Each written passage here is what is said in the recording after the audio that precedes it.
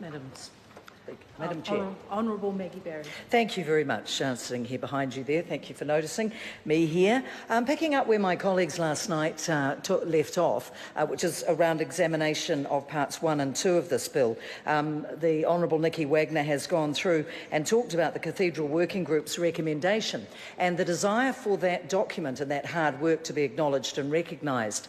within the legislation, which is what we have put in. The elements that I suppose emerged through the Select Committee process was when the Christchurch City Council people came up and wanted to be more involved than they had been. They had read in the media about some of the aspects of this. As we know, yesterday morning the Christchurch City Council formally ratified the $10 million of their contribution, which is a great relief to everybody, and I think that given the amount of skin in the game that they have put in, there was a discussion. I'd like to hear the Minister's view on this as to whether the City Council should be represented at any stage, and whether it is in the expert panel, and that may not be the right place for it because it is very much a skilled-based group, but when it comes to perhaps acknowledging some of the heritage values or some of the wider concerns of the importance of this symbol of Christchurch, this extraordinary cathedral, to the people of Christchurch, that the Minister might be interested to explore how the Christchurch City Council can really make a very meaningful contribution to whatever happens in the future. So the Reinstatement Review Panel has been covered, and the skill sets, and we discussed this quite widely at the Select Committee and following on from the procedures. Some of the other aspects around the application of the legislation, and particularly some of the anachronisms really that have been sitting in the law for a period of time around the restrictions and conditions relating to cathedral land, we were able to cancel as a result of examining them. The Minister will be aware that the Cathedral Square Ordinance 1872 law around the erection of buildings on part of the land formerly held was not helpful to the restoration process, and so that particular piece of legislation and the Mining Act in 1971, which also posed another restriction around Section 8, was something that we talked about and felt was not going to be helpful for the ongoing work. But one of the questions I would like the Minister to address,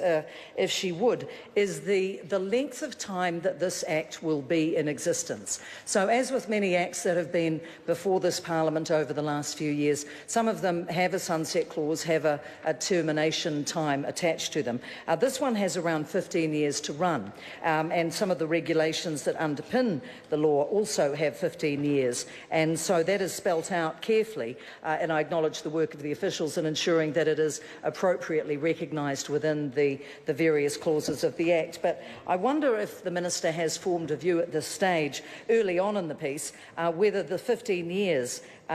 is going to be, if it is coming close to being achieved, the goals that have been set through this restoration project, reinstatement project, whether any thought would be given to stopping this legislation at that time. I mean, when the cathedral is rebuilt, and it will be rebuilt, perhaps when the money is raised and the spire is also erected, there may well be a time that that's finished, we would hope, quite quickly, and at that time the Minister may feel, or subsequent ministers, that there could be, the Act could finish at that stage, or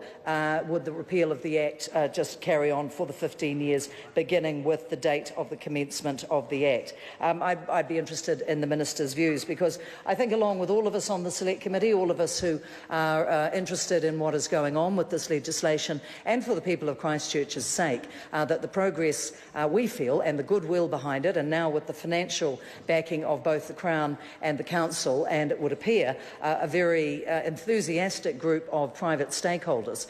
raising money, that this is a project that could actually progress at a great rate. So, having got rid of some anachronisms, which are laws that continue on well past their use-by date, I would hate to see that this particular piece of legislation does that. So those are a couple of issues that, if the Minister would like to comment on, I'd be very interested to hear what she would have to say on those subjects. Thank you. I call Erica Stanford. Thank you, Madam Chair. I'd just like to address